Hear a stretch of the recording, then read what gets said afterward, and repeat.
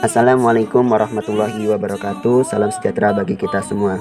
Perkenalkan, nama saya Karang Aryawan, mahasiswa dari Politeknik Pembangunan Pertanian Bogor, NRM 0411700915, tingkat 4A. Baiklah, pada kesempatan kali ini izinkan saya mempresentasikan tugas praktikum mata kuliah konservasi tanah dan air dengan judul Pengolahan Tanah Lahan Sawah di Desa Air Kati, Kecamatan Padang Ulat Tanding, Kabupaten Rejang Lebong, Provinsi Bengkulu.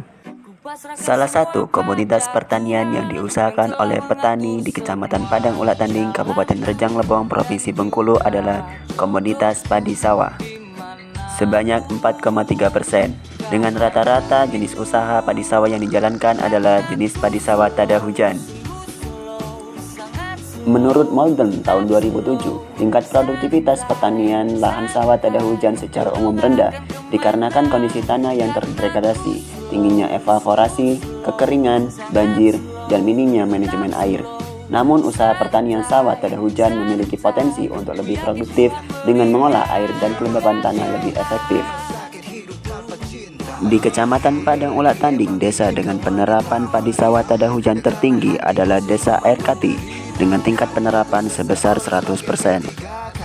Oleh karena itu, pada kegiatan praktikum mata kuliah konservasi tanah dan air di Kecamatan Padang Ulat Tanding, Kabupaten Rejang Lebong, Provinsi Bengkulu, saya ingin mengkaji terkait pengolahan lahan dan air pada sawah tada hujan di Desa Air Kati.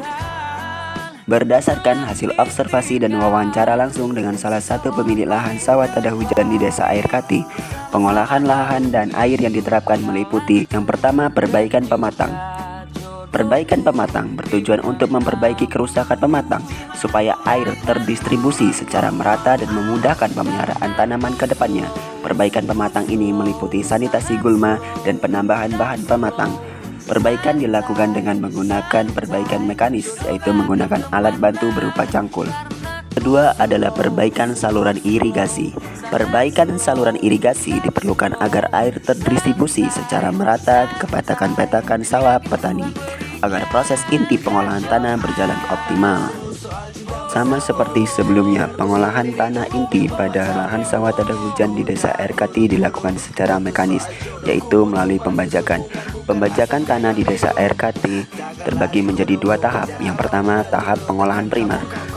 Pengolahan primer atau sering disebut pengolahan tanah pertama adalah pengolahan tanah sawah yang dilakukan menggunakan bajak singkal pada hand traktor. Tujuan dari pengolahan ini adalah untuk membalikan tanah menjadi gumpalan-gumpalan sedalam 30-50 cm. Yang kedua adalah pengolahan tanah sekunder.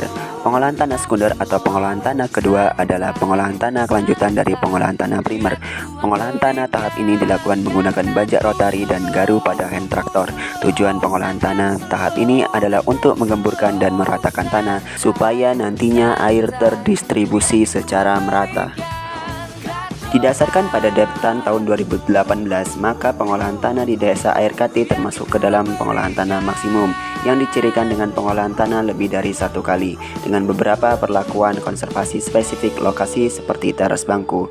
Meskipun demikian, jika dibandingkan dengan beberapa ulasan video konservasi tanah yang ditugaskan, olah tanah di Desa Air Kati termasuk belum optimal, seperti tidak adanya penambahan bahan organik.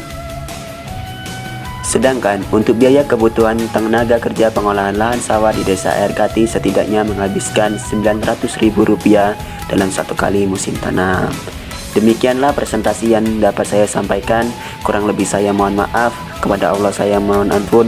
Wabillahi taufiq wal hidayah. Wassalamualaikum warahmatullahi wabarakatuh. Terima kasih.